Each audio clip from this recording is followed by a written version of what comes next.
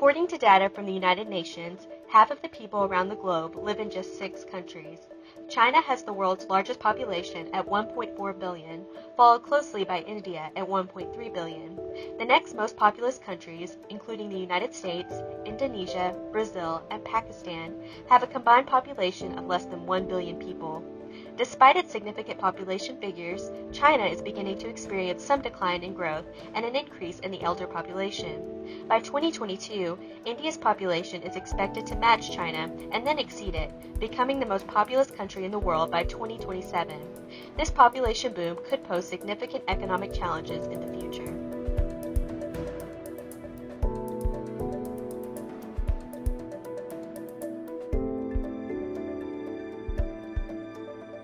Since the 1950s, China and India have faced a series of social and economic problems caused by their large population bases and rapid growth.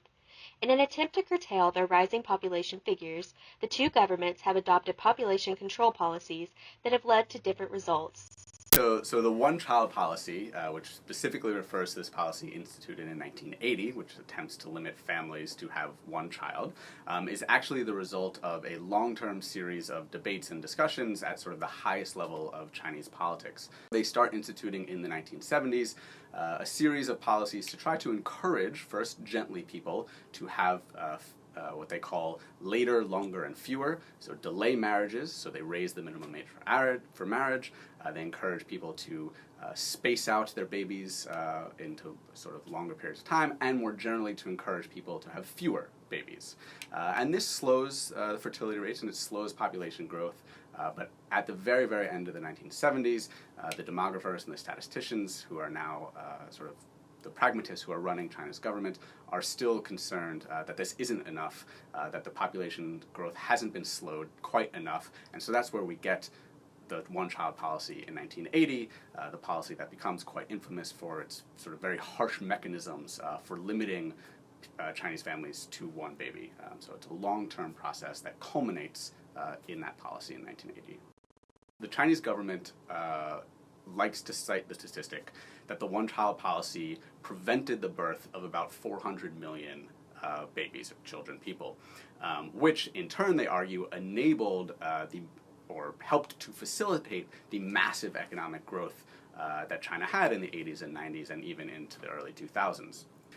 But there's a wide group of academics, particularly Western academics, who argue that as the economy begins to grow, as more women start to enter the workforce, as people start delaying their marriages later to pursue economic opportunities, there is generally around the world a sort of a global shift toward lower fertility rates. And so there's an argument made that sort of the draconian policies of the one-child policy and the incredible violence that it does onto individuals was actually unnecessary to slow the growth rate, to slow fertility rates, and to curb China's booming population. The idea that for a large number of families in China that they would only be able to have one child did, in the end, really skew male-female ratios. Unfortunately, there are long-standing biases in parts of Chinese society, as in other cultures around the world. This is not a distinctly Chinese trait that favors men over women, boys over girls, particularly in rural areas where farm labor is so important to the economics of the region. In India, population control programs began to be put into place in the 1950s. In 1952, India became the first country in the world to initiate a family planning program. This program centered on increasing awareness and use of contraceptives. In 1970, 13% of married women reported using modern contraceptives. Improved healthcare facilities, increased education for women, and increased participation of women in the workforce have all contributed to lower fertility rates. Despite this, the national fertility rate is still high enough to cause continued long-term population growth. Religious and cultural values place an emphasis on family integrity, family loyalty, and family unity, and this focus has encouraged childbearing. Without extensive and consistent family planning measures across the country, it is estimated that India's population could reach 2 billion by the end of the 21st century. India is currently in stage 3 of the demographic transition model, similar to other developing countries. While birth rates have gradually decreased, population growth has continued, although at a lower rate. Changes in a population's age structure can have positive impact on a country's economy, including demand, investments, international capital flow, and total consumption. A demographic dividend refers to economic growth that can result from a population's shifting age structure. Because people are living longer lives and having smaller families, fewer investments are needed to meet the needs of the youngest age groups, and resources are freed up for what is called the economic gift. This means that the labor force is growing more quickly than the population that is dependent on it, which creates ideal conditions for faster economic growth. Demographic dividends can positively impact the labor supply, personal savings, human capital, and economic growth. However, these benefits are not automatic. The magnitude of the demographic dividend depends on the rate of fertility decline and the pace of population growth, the ability to productively employ the extra workforce, and the nature of political, economic, and social reforms that countries adopt. Through its one-child policy, the Chinese government arguably achieved its primary objectives. China experienced high rates of economic growth, benefiting from the knowledge and technology of other countries that had already passed through demographic transition. The Chinese government had estimated that its demographic dividends would continue until 2030, but the impacts of its population policies mean that China will lose its favorable demographic dividends much sooner. It seemed to have, from the national government's perspective, at some point in the mid to late 2000s worked too well, that the population growth had slowed too much and the population was aging far too rapidly, that people leaving the workforce were not being replaced at a healthy rate by young people coming into the workforce. They phased out the policy, and officially at the start of 2006, it's over. One might have expected a baby boom. One might have expected people to take advantage of this wonderful new opportunity to have multiple children. Interestingly, though, and I think surprising to a lot of people, that hasn't actually happened.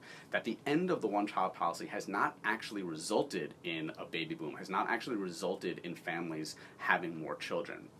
And most of the explanations of that are tied to larger trends that we see in Japan and South Korea and lots of other countries where dwindling prospects of economic opportunities, job insecurities, again, women entering the workforce in greater numbers, delaying marriages, all these things have combined to drop fertility rates sort of all around the world, and particularly in East Asia, where China now shares a similar demographic breakdown with Japan, with South Korea, where you have an aging population that's not being replaced by what you ought to consider sort of healthy fertility rates.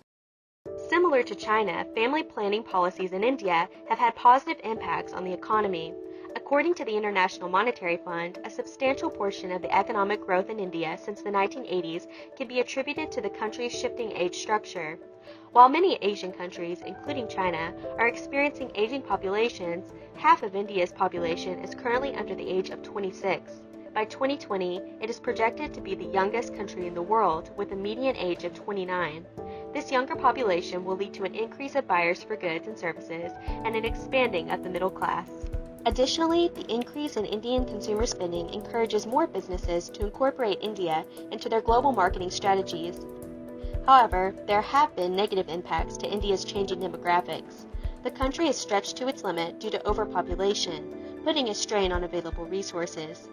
India also continues to struggle with high income inequality, resulting in poverty and poor living conditions. Unemployment continues to be an issue, as employment growth in recent decades has not been equal with the labor force growth rate, leading to jobless growth. Demographic changes have a significant impact on a country's economy. China and India will have to address several issues in order to experience future economic growth. China will need to increase the development of its education system to improve the quality of its workers. It will also need to make adjustments to the social security system and transfer the surplus rural labor force. Unlike China, which is facing the imminent aging of its labor force, India is projected to experience a significant growth in its working age population. The Indian government will need to formulate appropriate strategies to maximize the demographic gift. It will be important for India to accelerate the development of its education and healthcare systems. Additionally, it needs to improve its employment policies in order to increase national employment rates. Going forward, China and India will have to face the economic repercussions of changing demographics. China will soon give up the title of world's most populous country to India. Its changing demographic landscape will impact the country's economic and social dynamics, redefining its position in the global economy.